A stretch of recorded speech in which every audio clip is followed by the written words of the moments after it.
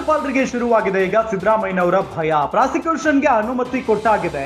ಗವರ್ನರ್ಗೆ big tension ಶುರುವಾಗ್ಬಿಟ್ಟಿದೆ. ರಾಜ್ಯಪಾಲರಿಗೆ ಕಾಡ್ತಾ ಇದೆ ಸಿದ್ದರಾಮಯ್ಯ ಫ್ಯಾನ್ಸ್ ಆತಂಕ. ಥಾವರ್ ಚಂದ್ ಗೆಹ್ಲೋಟ್ಗೆ ಪ್ರಾಸಿಕ್ಯೂಷನ್ ಕಂಟಕ ಶುರುವಾಗ್ಬಿಟ್ಟಿದೆ. ಕರ್ನಾಟಕದಲ್ಲಿ ಓಡಾಡೋದಕ್ಕೆ ಗೆಹ್ಲೋಟ್ಗೆ ಭೀತಿ ಭಯ ಕಾಡ್ತಾ ಇದೆ. ರಾಜ್ಯಪಾಲರಿಗೆ ಗುಪ್ತಚರ ಇಲಾಖೆ ಎಚ್ಚರಿಕೆಯನ್ನ ನೀಡಿರೋದು.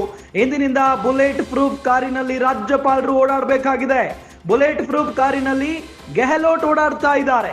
ಪ್ರತಿಭಟನೆಯ ನಡುವೆಯೇ ಬುಲೆಟ್ ಪ್ರೂಫ್ ಕಾರನ್ನ ಬಳಸ್ತಾ ಇದ್ದಾರೆ. ಗುಪ್ತಚರ ಇಲಾಖೆ ಎಚ್ಚರಿಕೆಯ ಬೆನ್ನಲ್ಲೇ ಈ ರೀತಿಯಾಗಿ ಅಲರ್ಟ್ ಆಗಿರೋದು. ಬುಲೆಟ್ ಪ್ರೂಫ್ ಕಾರು ಮೊರೆ ಹೋಗಿದ್ದಾರೆ ರಾಜ್ಯಪಾಲರು. ರಾಜ್ಯಪಾಲರಿಗೆ ಈಗ ಸಿದ್ದರಾಮಯ್ಯನವರ ಭಯ ಕಾಡ್ತಾ ಇದೆ.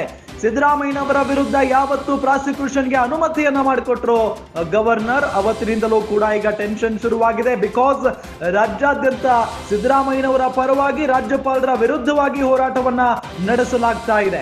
ಒಂದು ಕಡೆ ಕಾಂಗ್ರೆಸ್ ಕಾರ್ಯಕರ್ತರು, ಮತ್ತೊಂದು ಕಡೆ ಸಿದ್ದರಾಮಯ್ಯನವರ ಬೆಂಬಲಿಗರು, ಇವರೆಲ್ಲರೂ ಕೂಡ ರೊಚ್ಚಿಗೆದ್ದಿದ್ದಾರೆ.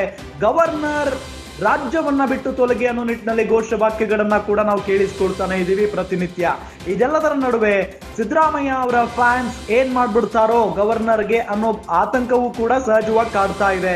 ಹಾಗಾಗಿ ಇನ್ನೇನ್ ಮಾಡೋದು ಅಂತ ಗೊತ್ತಾಗದೆ ಈಗ ಬುಲೆಟ್ ಪ್ರೂಫ್ ಕಾರಿನಲ್ಲಿ ಓಡಾಡ್ತಾ ಇದ್ದಾರೆ ರಾಜ್ಯಪಾಲ ಗೆಹ್ಲೋಟ್ ಅನ್ನೋದು ಗೊತ್ತಾಗ್ತಾ ಇದೆ.